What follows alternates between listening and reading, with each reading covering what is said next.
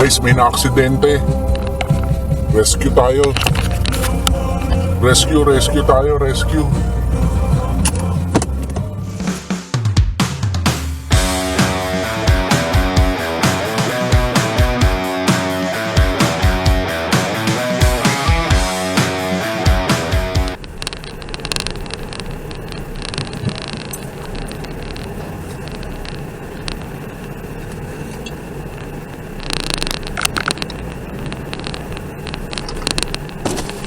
Ano pangalan nun, sir? Koset. Hindi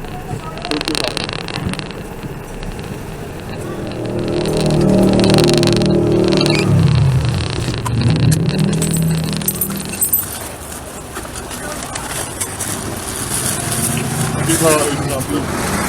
Pero yung Lazada, point copy namin. Oo. Yung copy sa inyo rito, ito lagay ko na kay Edwin. Yung Lazada lang po yung point copy. Okay, okay. Hindi. Picturean ko lang.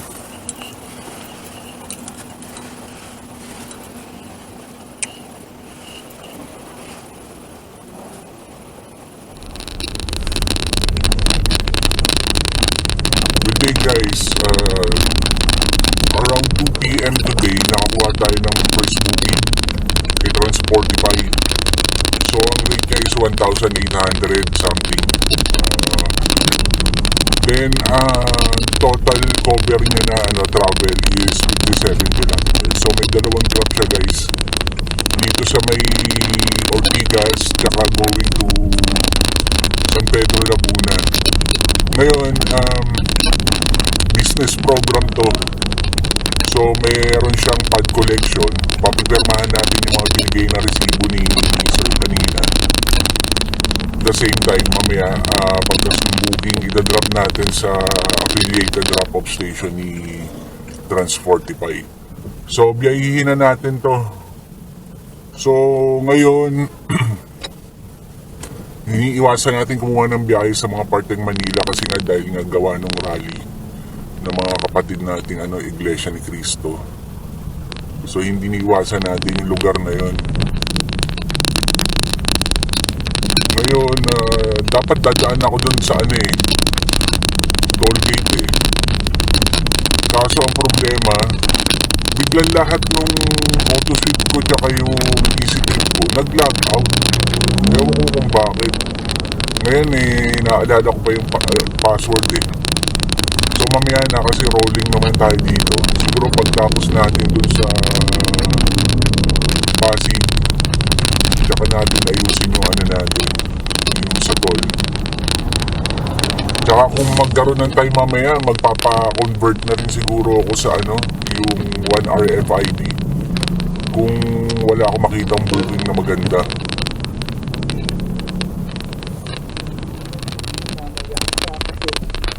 Okay. Sige po. Gagawin ba kayo ng gate pass? Okay, sige po. Ma'am, bali, papasok po ako sa parking. Oo?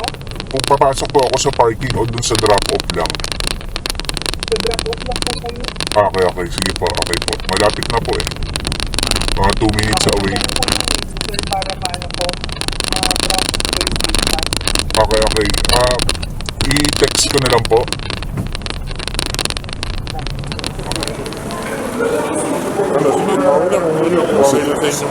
Sige sir, dito lang po, pa-receive na lang po.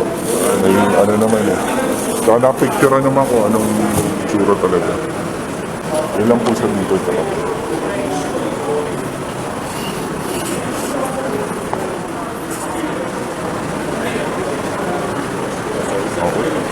Okay na sir.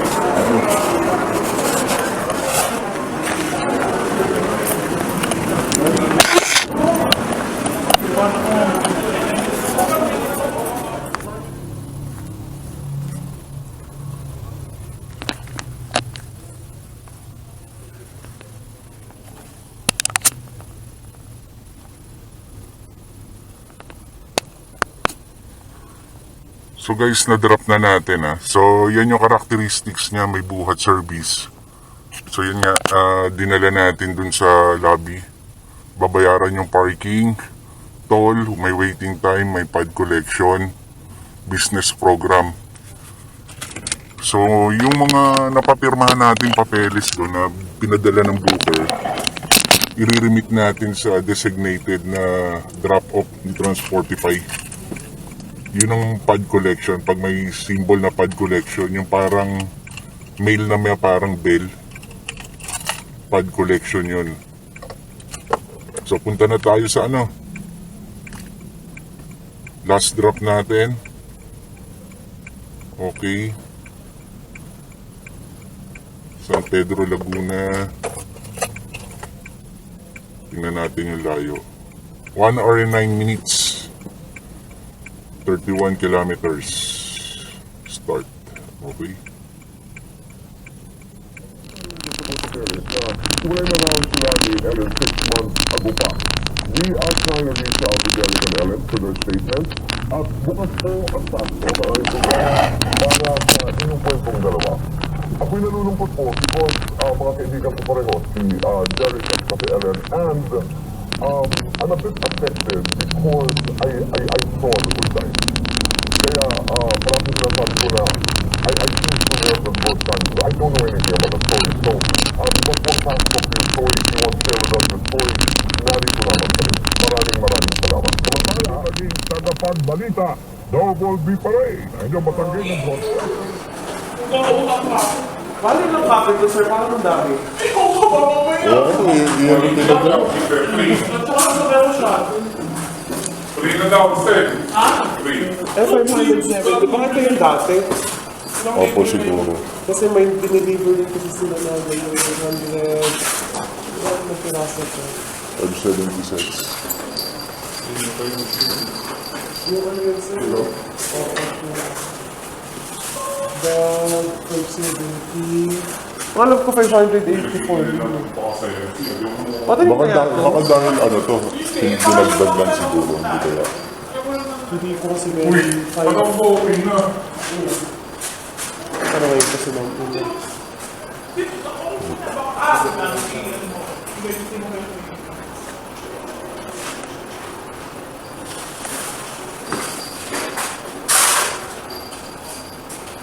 Mama, ko na pala sabi ko ng Angelica. Ano po ma'am, sabi ka? Hindi na lang doon nila. Kasi parang hindi naman ako. Na-miss route talaga siya. Hindi naman nila lang kung sa kanya. May paano kasi dito ma'am, may isa lang sa invoice dito na 570 set naman to. Nabigyan ka ba ng unang delivery nila? Na pinaka-safe.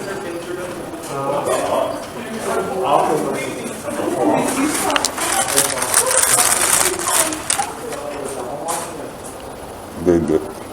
Iwas natin.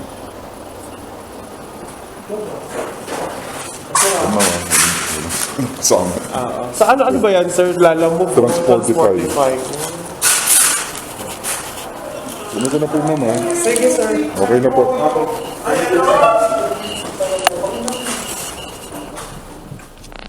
So yun guys, tapos na natin. So time check tayo ngayon, 6:15 PM. Natapos na natin yung booking. So labas muna tayo dito bago tayo maghanap ng booking. So buwelta lang tayo.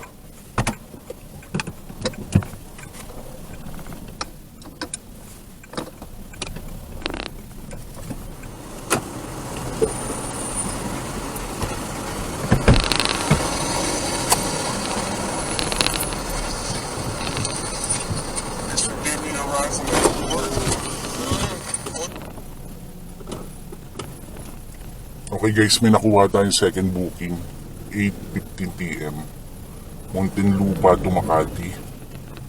So 5 kilometers away daw tayo. Tawagan natin.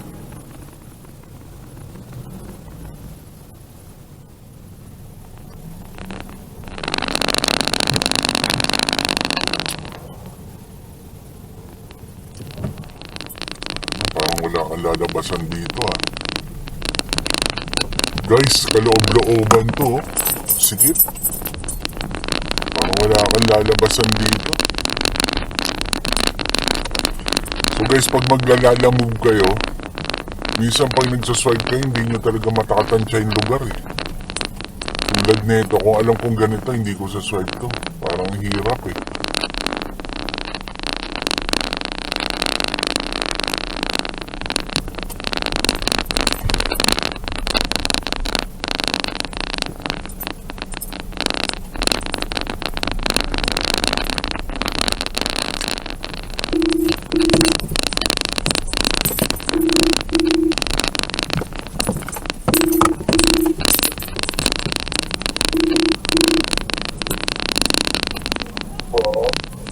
Boss, malapit na ako, boss.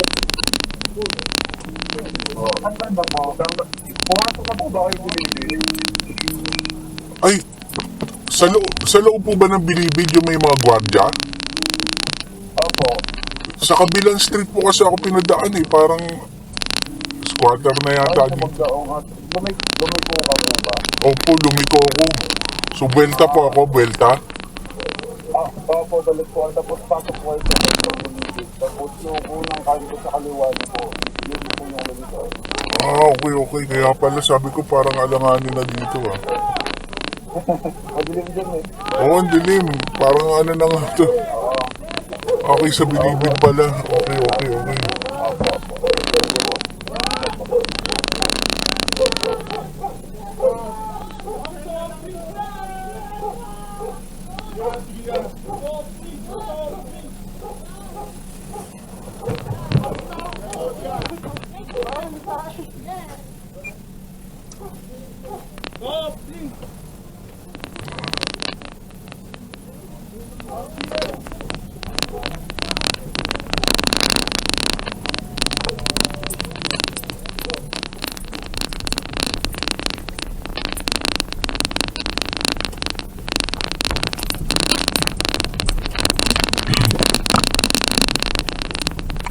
Guys, ano pala, sa loob ng Bilibid yung pick up.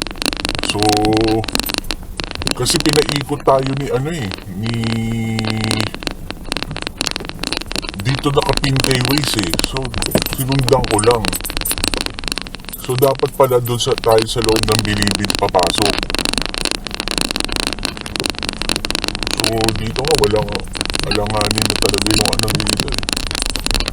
Kaya hindi talaga guys may iwasan to pag halimbawa nagbubuking kayo. Yung mga ganitong pangyayari. Talagang ano nyo to talaga guys eh. May experience na talaga. Sige po. Talagang walang coaching dumadaan dito eh.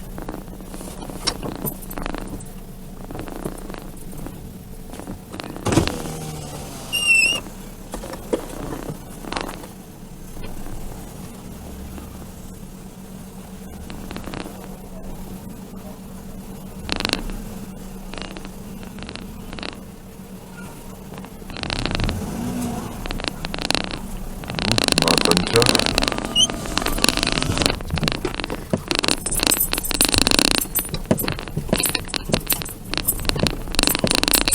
Kaya malaking advantage din yung mga halimbawa sasakyan mo Mirage or kaya Espresso pag slalamog lang kasi lusot-lusutan dito talagang tatantyahin nyo guys eh. Ang hirap nagtitinginan nga yung mga tao. Sabi, ba't kayo may coaching pumasok dito? Wala namang coaching pumapasok dito. May sasakyan ako nakita ron, isa parang yung old model na tama raw. Pero to, puro mga motor lang. So nagtataka yung... So alam na siguro ng mga tao dito guys na siguro yung mga nagpapagrab sa loob ng Bilibid namamali talaga ng pasok. So yung pipikapin natin guys sa loob ng Bilibid, Charon daw eh. Siguro mga product nila yun doon, ng mga inmates. Tapos yung parang kumbaga pang kabuhayan nila. Tapos i-deliver to sa Makati. So yun. So pasok tayo doon sa may sundalo kanina. Pulis yata yun eh. Mga jail guards.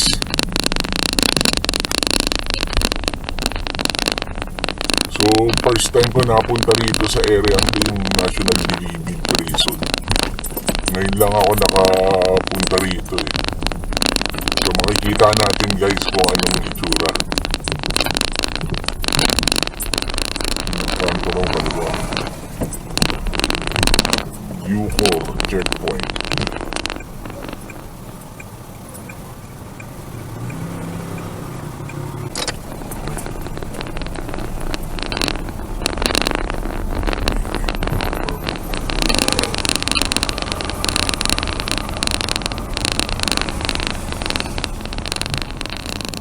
tawagan ulit natin guys.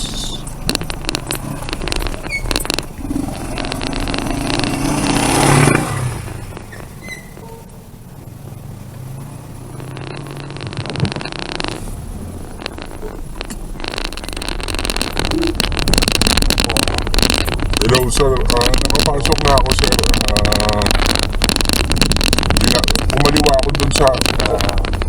ako dun sa unang kanto. Opo, malapit na po, 300 meters na lang. Okay.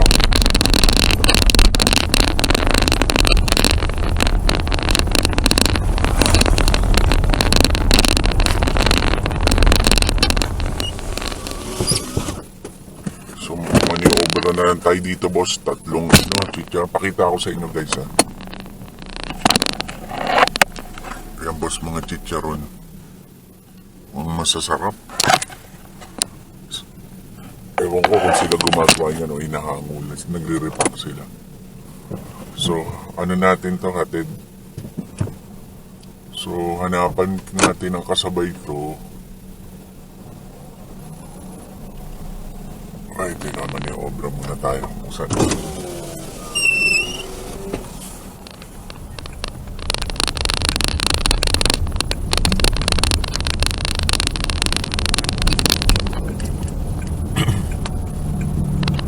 So guys, medyo baybayin na natin kung papunta sa Makati. Dadaan tayo ng SLEX. Medyo walang lumalabas na booking na dito kasi nga medyo gabi na, 9 PM na. So siguro medyo alalay lang yung takbo natin. Baka may makagip tayo. Sayang kasi yung pa-Manila natin eh.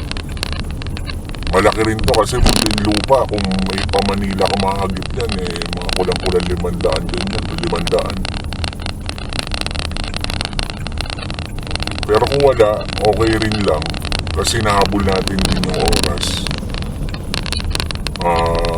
Sa Makati na lang tayo maghanap ng booking. Total sasagutin naman yung call dito. Pero kung may makagip tayo rito, no problem. Kaya lang walang lumalabas na booking dito, isa lang eh. Abono pa.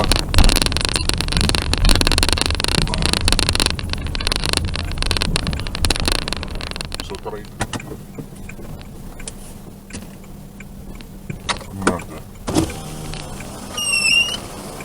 Sir, saan po yung employees entrance? Makati Diamond. Ito. Sige sir. By place. Delivery na pa rin dito.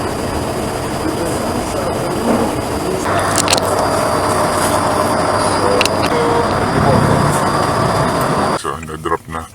So, bale, kanina, bale 507 yung bill ng ng Lalamove. Tapos nagpaalam ako na magto-toll fee. So, sabi 500 yung kulang daw dito na lang. So, dapat 144 na lang. Binigyan tayo ng 200. So, may tip na 56 pesos.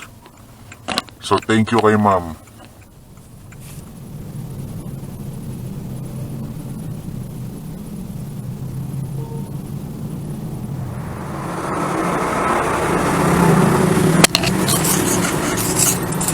Hatid na natin. Dito sa Makati, ikot-ikot ka lang dito sa gabi, ayos na eh.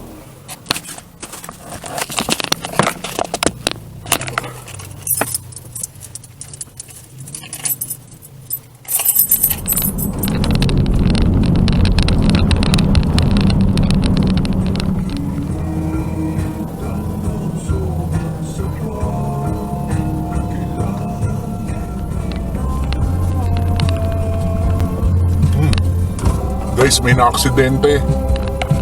Rescue tayo. Rescue tayo.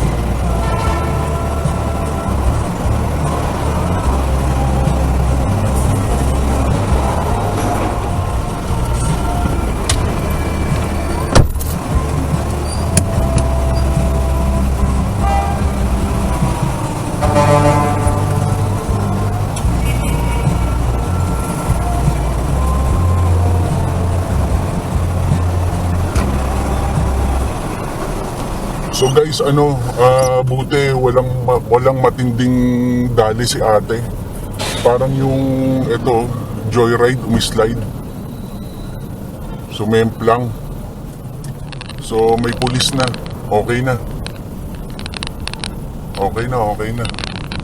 Buti naman. Nashock lang si ate, nanginginig eh. Akala ko kasi may bali. Tinanong ko, ate may bali ka? Kung may bali, tatakbo na sa ospital yun. Kaysa akala ko buti naman, hindi grabe ang nangyari kay ate.